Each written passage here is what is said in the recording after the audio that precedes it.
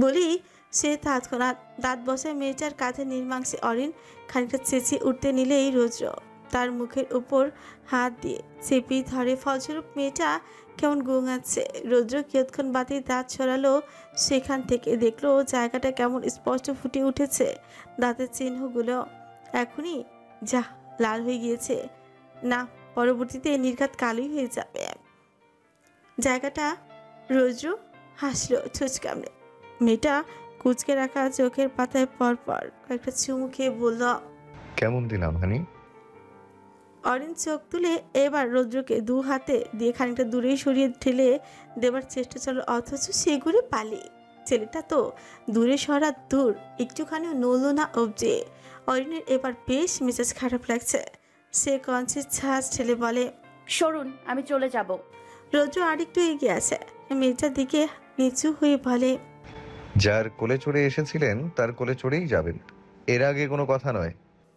অগটা এহেন কথায় চুপচাপ করে গেল অরিন।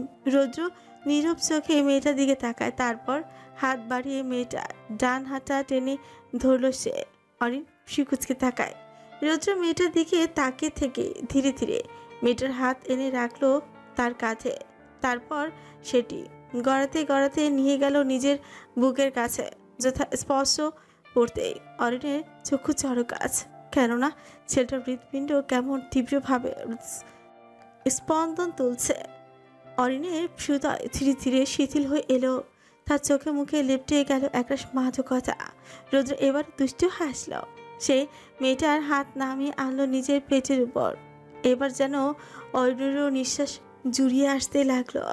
রৌদ্র মেয়েটার চোখের দিকে তাকিয়ে জুড়িয়ে আসা কঞ্চে কোনো মতে বলল, যা করবো জাস্ট কথা ছাড়া সায় দিয়ে যাবি, ওকে?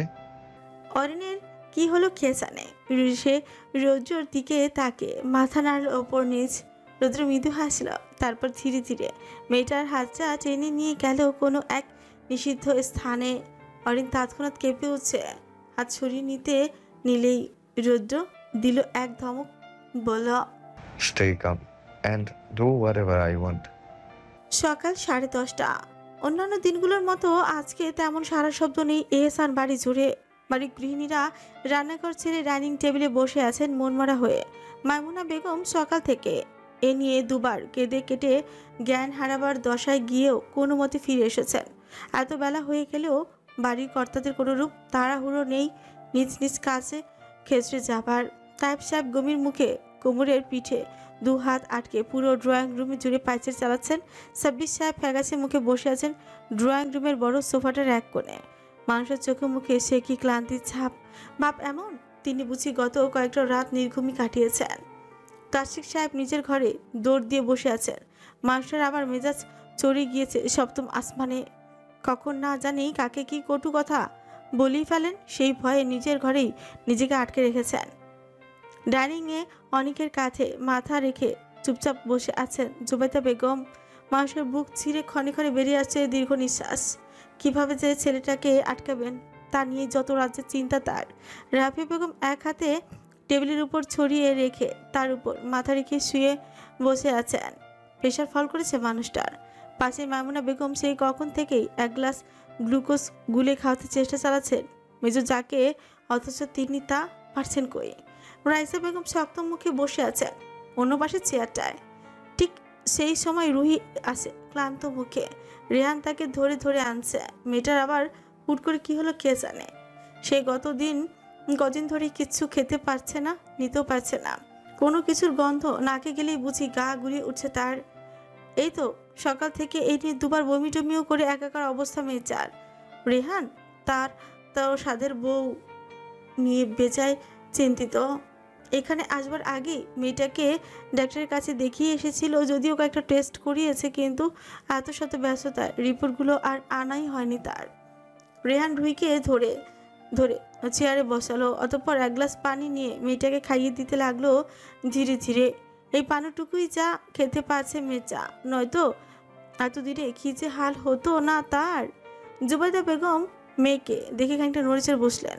তার বিচক্ষণ মস্তিষ্ক অনেক কিছুই বলছে মেয়ের এন অবস্থা দেখে। তিনি চেয়েও ছিলেন একবার আড়ালে জিজ্ঞেস করবেন মেয়েকে, কিন্তু বাড়ির অমন অবস্থায় প্রকার ভুলে গিয়েছিলেন ব্যাপারটা তিনি। রেহান মেয়েটার মাথায় হাত বুলিয়ে দিচ্ছে, ক্ষণে ক্ষণে মেয়েটাকে জিজ্ঞেস করে যাচ্ছে। কি খাবে বউ? এটা দিব, ওটা দিব? অন্য সময় হলে রুহি হাসতো হয়তো, কিন্তু ইদানি কেন যেন তার মুড সুইং হচ্ছে বেশি বেশি। কেউ ভালো কিছু বললেও হুটহাট চড়ে যাচ্ছে মেয়েটা, এই যেমন এখন চটেছে। সময় বেলা 11:30, আর 8 ঘন্টা পর রোজ রওনা দিবে। কবি সাহেব গুরুগম্ভীর মুখে বসে রইলেন সোফায়। তার দৃষ্টি আটকে আছে সিঁড়ির দিকে, হয়তো তিনি খুঁজে চলেছেন ছেলেকে। পয়েন্টে একের পর এক হাঁচি দিয়ে যাচ্ছে, বেশিক্ষণ পানিতে থাকার দরুন হয়তো এই হাল তার।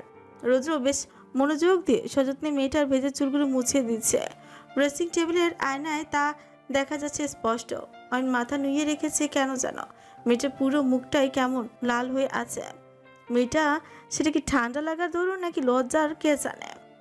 রৌদ্রের ছোট্ট করে স্পষ্ট বাঁকা হাসি রেশ। ছেলেটা হাত বাড়িয়ে ড্রেসিং টেবিলের উপর থেকে হেয়ার ড্রায়ার আর চিরুনিটা তুলে নিল। তারপর মেয়েটার কোমর সমান চুলগুলো একটু একটু করে আছড়ে হেয়ার ড্রায়ার দিয়ে শুকাতে লাগলো। প্রায় মিনিট 10 পর হাতের কাজ শেষে রৌদ্র কেমন ফুস করে নিঃশ্বাস পেল। বাবা, এই চুল শুকাতে তার 8 ঘন্টা লাগবে রোজ।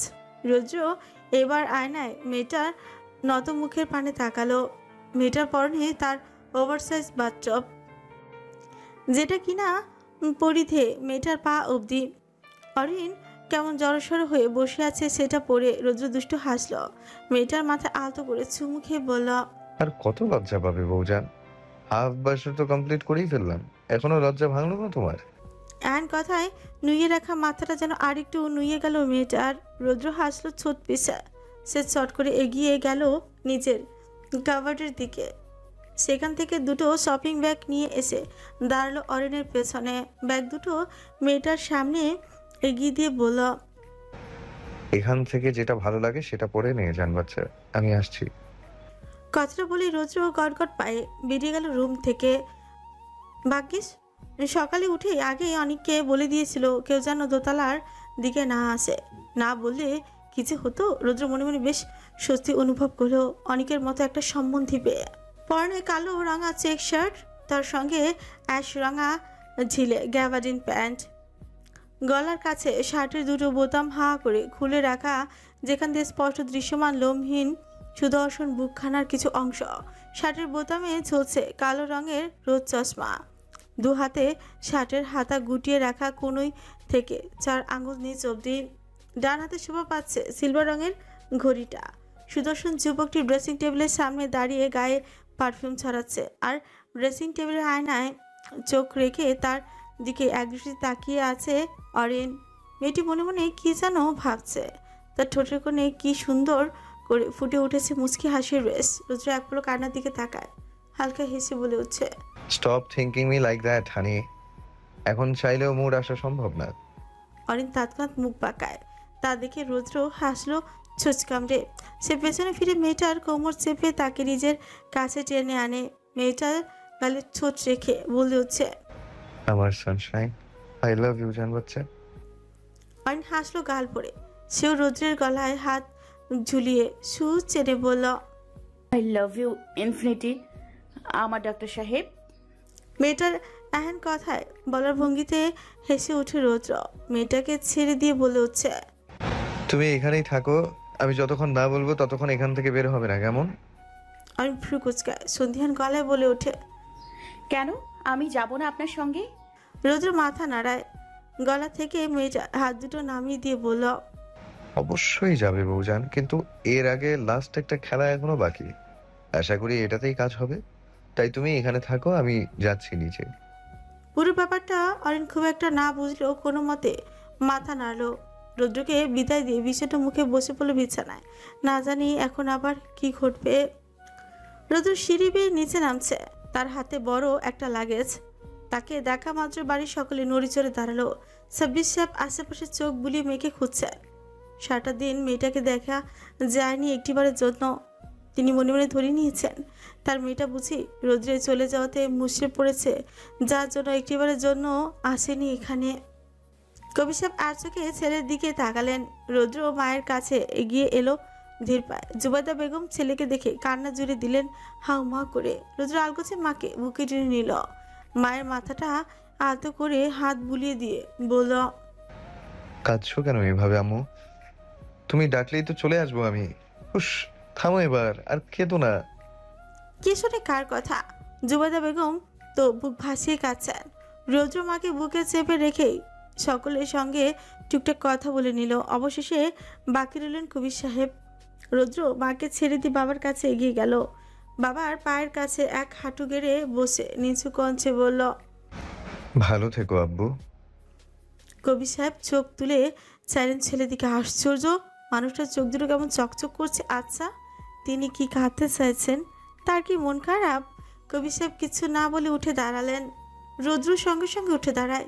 কবির সাহেব খানিকটা দীর্ঘ নিঃশ্বাস ফেলে ছেলের কাঁধে হাত রেখে ভেঙে আসা কণ্ঠে কোনো মতে বলেন, বাবা হয়ে ছেলের খাটিয়ে কাঁধে তুলব? এত বড় কলিজা নিয়ে আমি জন্মাইনি বাপ। তোর অরেকে লাগবে তাই তো, ঠিক আছে ও তোর, কিন্তু তবু মরার কথা আর কোনোদিন মুখে আনিস না বাপ, সইতে পারবো না আমি। হঠাৎ এন বাক্যে স্তব্ধ হয়ে গেল পুরো এহসান পরিবার। প্রতিটি মানুষের চোখে মুখে স্পষ্ট ফুটে উঠেছে অবিশ্বাসের ছাপ। সাব্বির সাহেব তৎক্ষণাৎ বসা ছেড়ে উঠে দাঁড়িয়েছেন। মানুষটা বেজার মুখে হঠাৎ করে যেন খানিকটা হাসির ঝলক দেখা গেল। তাসিক সাহেব তবদাকে দাঁড়িয়ে আছেন। কুনি দিয়ে পাশে দাঁড়ানো তায়েব সাহেবের পেটে একটা গুতুই দিয়ে ফিসফিস করে বললেন, ভাইজান, আমি কি স্বপ্ন দেখছি? আমার একটা চিমটি কাটো তো। এমন একটা ক্লাইম্যাক্সের সিনে হুটহাট খোঁচাখুচিতে যেন বেশ বিরক্তি হলেন তায়েব সাহেব। তিনি কপাল কুঁচকে ধীর হাতে ছোট্ট ভাইয়ের গালে চড়ি বসালেন। তাসিক সাহেব তৎক্ষণাৎ খানিকটা কুকিয়ে ওঠেন, হাত দিয়ে গাল ডলতে বললেন, সুযোগ বুঝে হাত সাফ করে নিলে একটা চিমটি দিলে কি হতো? তায়েব সাহেব পাকা হাসলেন ফিসফিস করে, সত্যি উত্তরে বললেন, চিমটি দিলে যদি তোর মনে হতো তুই ঘুমিয়ে আছিস, তাই তো চড় দিলাম। কেন, ভালো করিনি? তাসিক সাহেব মুখ কুচকে সামনে তাকালেন। এখন আর কথা বাড়িও লাভ নেই, সিনাইটা দেখা প্রয়োজন। এদিকে রৌদ্র বাইরে থেকে নির্বিকার হলেও ভেতর থেকে যেন নাচছে ছেলেটা। সে তো এটাই চেয়েছিল। যাক, অবশেষে তার প্ল্যান কাজ করলো। তবে কবির সাহেব ভেজা চোখে হাসলেন একটুখানি, ছেলের কাঁধ চাপড়ে গলা উঁচিয়ে ভাইদের উদ্দেশ্যেই বললেন, সাব্বির, তায়েব, তাশরিক, বিয়ের ব্যবস্থা কর। পুরো শহর দেখুক হেউসন বাড়ির বড় ছেলে মেয়েদের বিয়ে। এহেন কথায় মুহূর্তে যেন বাখারা হয়ে গেলেন সকলে। রাফিয়া বেগম ড্রয়িং রুমের এক কোণে দাঁড়িয়ে চোখ বুজে দীর্ঘ নিঃশ্বাস ফেলছেন। মানুষটার বন্ধ চোখের কার্নিভে আলগোছে গড়িয়ে পড়ছে কয়েক ফোঁটা অশ্রু। তাকে অমন নিঃশব্দে কাঁদতে দেখে পাশে দাঁড়ানো মাইমুনা বেগম খানিকটা এগিয়ে এলেন, হাত বাড়িয়ে আলগোছে রাফিয়া বেগমকে নিজের সঙ্গে জড়িয়ে তোলেন। অতঃপর কণ্ঠ খাতে নামিয়ে বলতে লাগলেন, কিন্তু না মেজবু, এখন আবার কান্না কিসে? সব ঠিক হয়ে যাবে, কেঁদো না তুমি।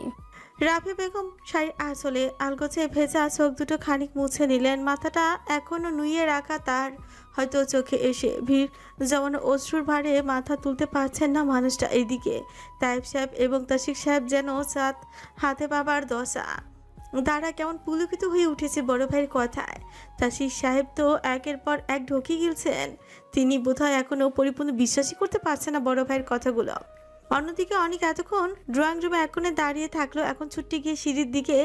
এমন একটা মুহূর্তে কি আর বোনকে ছাড় শোভা পায়? ছেলেটা এক প্রকার ছুটতে যাচ্ছে সিঁড়ি বেয়ে দোতলা দিকে। সাব্বির সাহেব ছেলের অমন ছুটে যাওয়ার পথে তাকে ভেজা চোখে হাসলেন একটুখানি। মনে মনে স্বস্তির নিঃশ্বাস ফেলতেও ভুললেন না তিনি। জুবাইদা বেগম ছচল চোখ জোড়া নিয়ে স্বামীর দিকে তাকিয়ে আছেন। হঠাৎ করে কি জানি আবার কি হলো, তিনি স্তব্ধ চোখে ধীরে ধীরে এগিয়ে আসেন ছেলের নিকট। ছেলের কোনোই চেপে আলতো স্বরে বললেন, এবার তো তোর বাবাও সবটা মেনে নিয়েছে রোদ, এখনো কি তুই চলে যাবি? রৌদ্র খাড় পাকিয়ে মায়ের দিকে তাকায়। ছেলেটার মুখের অভিব্যক্তি দেখে বোঝার জো নেই সে আদৌ খুশি হয়েছে কিনা। জুবাইদা বেগম ফের জিজ্ঞেস করলেন ছেলেকে, তুই যাবি না তো রোদ? রৌদ্র এবার মাথাটা নিচু করে নিল, কণ্ঠে ব্যাপক গাম্ভীর্যের ছাপ ফুটিয়ে বলে উঠল, থেকে কি করব মা, রৌদ্রের কথায় যেন মুহূর্তেই আরেকবার চমকালেন সকলে। দুর্বল কবির সাহেব কোমরের পেছনে বেঁধে রাখা হাত দুটো কেমন ঢিলে হয়ে এলো ছেলের এহেন বাক্য শুনে। তিনি ধীর সুস্থে 2 কদম এগিয়ে এসে ছেলের কাঁধে হাত রেখে ভারী কণ্ঠে বললেন, থেকে কি করবি মানে?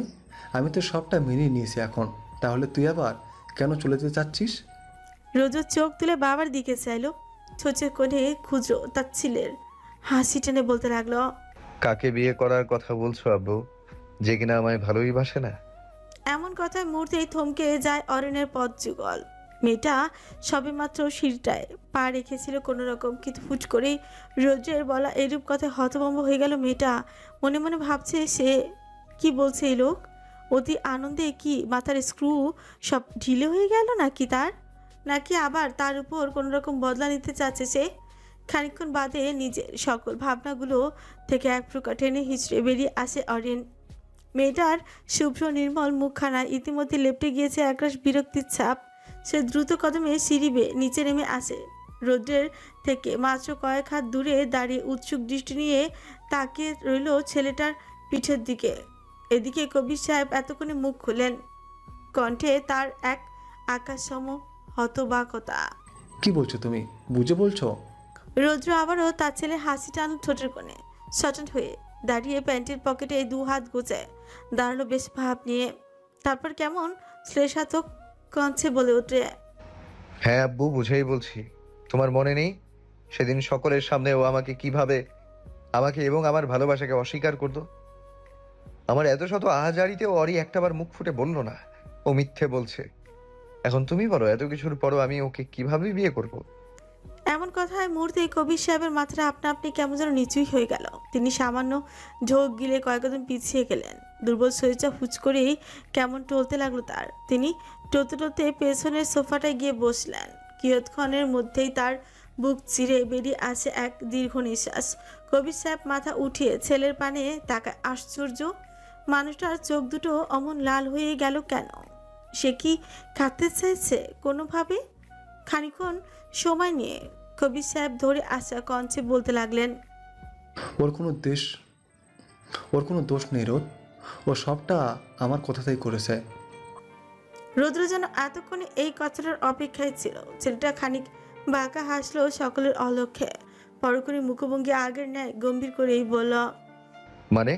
কবির সাহেব ফোঁস করে নিঃশ্বাস ফেললেন, বার কয়েক শুষ্ক ঠোক গিলে গলায় উপচে আসা কান্নাগুলো গিলে নিলেন কোনো মতে। তারপর কেমন অদ্ভুত শান্ত কণ্ঠে বলতে লাগলেন, সেদিন মধ্যরাতে তোমাদের দুজনকে একসাথে বাড়িতে ঢুকতে দেখেছিলাম আমি। অরণ্যের সঙ্গে তোমার অমন ঘনিষ্ঠতা দেখে বুঝে গিয়েছিলাম তুমি ওকে পছন্দ করো, কিন্তু তোমাদের এমন সম্পর্ক মেনে নেওয়া যে এক প্রকার অসম্ভব ছিল আমার জন্য। কেননা আমি যে কোনো এক সময় কাউকে কথা দিয়েছিলাম, এরশন বাড়ির ছেলে মেয়েদের মধ্যে প্রণয় ঘটিত কোনো সম্পর্ক হবে না, এমনকি আমি সেটা হতে দিব না। তাই সেদিনের পরদিন দুপুরে আমি মির্জা সাহেবকে আমাদের বাড়িতে আসতে বলেছিলাম অরণ্যের সম্বন্ধের জন্য। যেহেতু অরিন নিজ থেকে রাজি হবে না, তাই আমি গিয়েছিলাম ওর সঙ্গে কথা বলতে। সেই দিনকার ঘটনা। অরিন হকচকায় তুড়িকুড়ি করে শোয়া ছেড়ে উঠে বসে বিছানায়, হাত দিয়ে গায়ের ওড়নাটা খানিক ঠিকঠাক করে নিয়ে দরজার সামনে দাঁড়িয়ে থাকা কবির সাহেবের দিকে তাকায়। চোচের কোণে হালকা হাসির রেশ টেনে বলে হচ্ছে, জি বড় আব্বু, কি বলবে? কবির সাহেব গম্ভীর মুখে রুমে ঢুকলেন। অরির বিছানায় কাছে হতে খানিকটা দূরে দাঁড়িয়ে রাজবাড়ি কণ্ঠে বলে উঠলেন, তোমার সাথে কিছু কথা আছে। অরিন তৎক্ষণাৎ নড়ে চড়ে বসলো, উঁচু করে জানতে চাইল, হ্যাঁ হ্যাঁ বলো, কি বলবে? এ পর্যায়ে কবির সাহেব থামলেন একটুখানি। চোখ তুলে তীক্ষ্ণ দৃষ্টিতে চাইলেন অরিনের দিকে। তার অমন দৃষ্টি দেখে ভরকে গেল হরিণ। বুকটা কেমন হুট করে মোচড় দিয়ে উঠলো খানিকটা। আচ্ছা, হঠাৎ করেই এমন একটা অনুভূতি আসছে কেন তার মধ্যে? এ আবার নতুন কোনো ঝড় আসার পূর্ব লক্ষণ নয় তো? অরিন মুখে কিছুটা জোরপূর্বক হাসি টানতে বলল, বড় আব্বু বললে না যে। এক পর্যায়ে কবির সাহেব খানিক মাথা নাড়লেন, কদম বাড়িয়ে বিছানার কাছে এসে অরিনের থেকে 2 হাত দূরত্বে বসলেন। অরিনের বুকটা বুঝি একাধারে ধুকপুক করে যাচ্ছে, মনটা ক্ষণে ক্ষণে কুগাইছে তার। কবির সাহেব কিছুটা সময় চুপচাপই বসে রইলেন, তারপর হুট করেই বলে বসলেন। আমার ছেলেকে ভালোবাসো? থমকায় অরিন।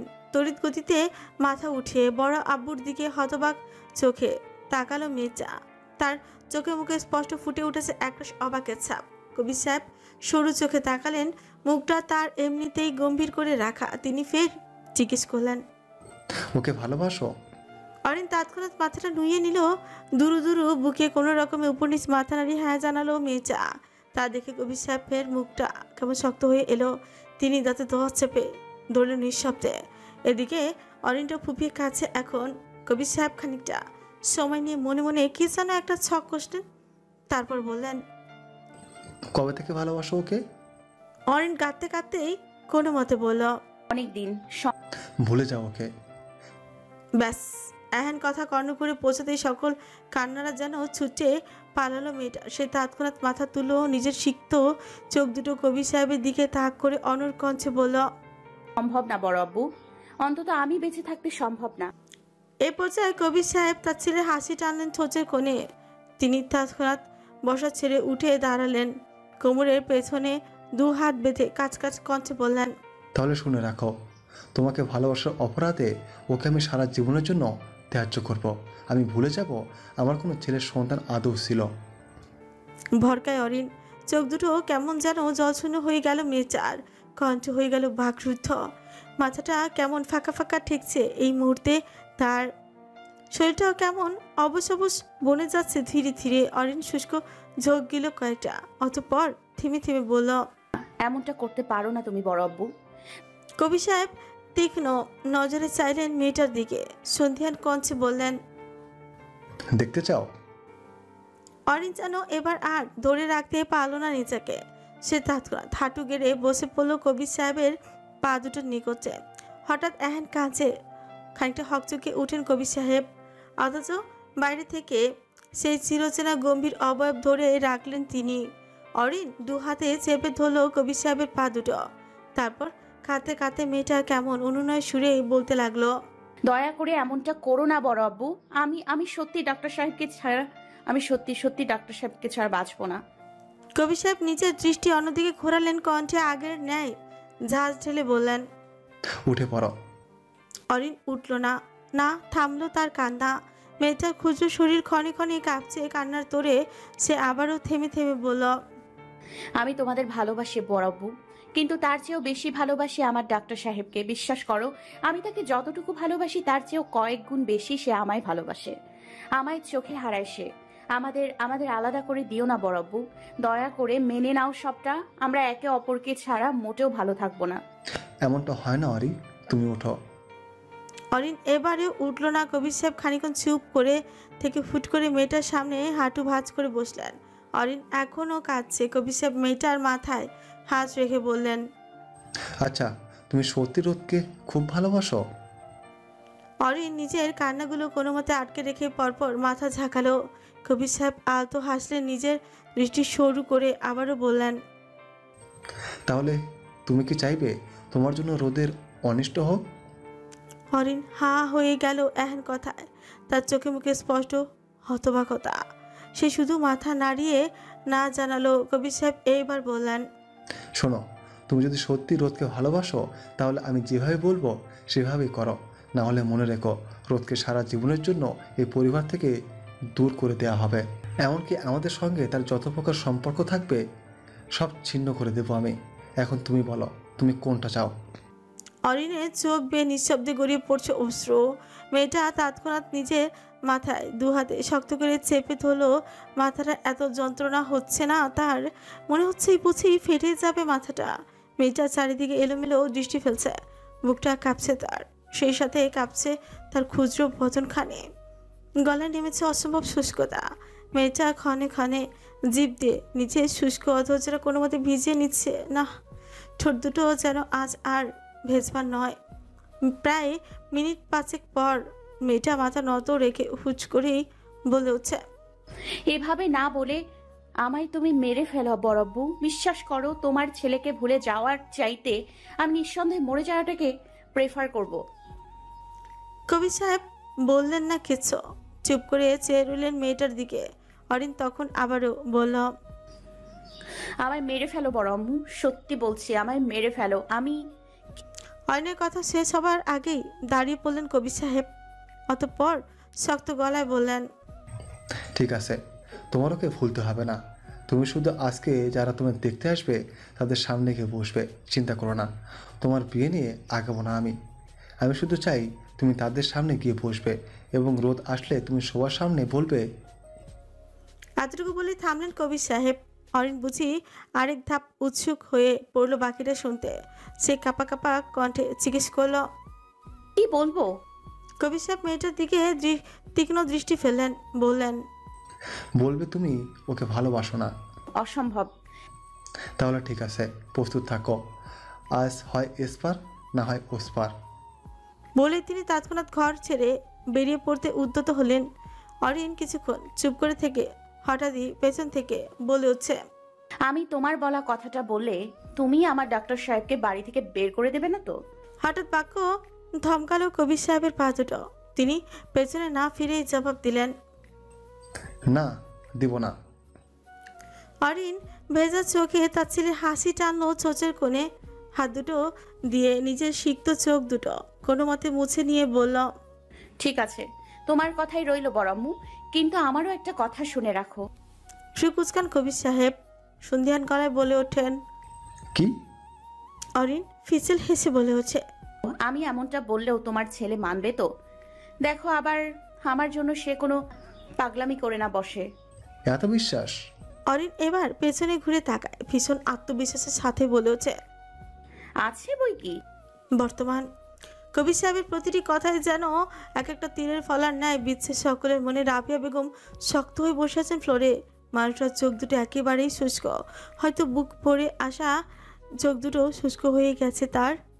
নাকি সবটা না জেনেই মেয়ের উপর হাত তোলার অপরাধ বোধ তাকে অমন শক্ত করে ফেলেছে কে জানে।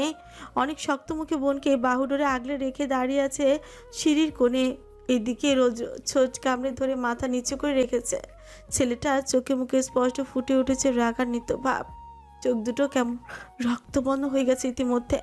হাত দুটো তো সেই কখনই মুষ্টিবদ্ধ হয়ে গেছে আপনা আপনি। কবির সাহেব খানিকটা দীর্ঘ নিঃশ্বাস ফেললেন, সকলের দিকে একবার দৃষ্টি বুলিয়ে ভেজা চোখে হাসলেন একটুখানি, নরম কঞ্চে বললেন, খুব রাগ হচ্ছে না আমার ওপর? হ্যাঁ, হওয়াটাই স্বাভাবিক।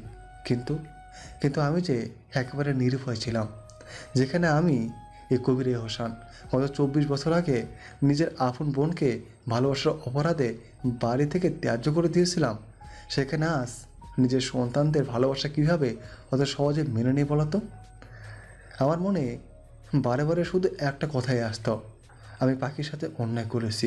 ঠিকই তো, বোনটা তো আমার কোনো দোষ করেনি, তবু কেন তাকে রাগের মাথায় ওভাবে দূর দূর করে তাড়িয়ে দিলাম, পরবর্তীতে একটা বারও কেন ডেকে এলাম না তাদের?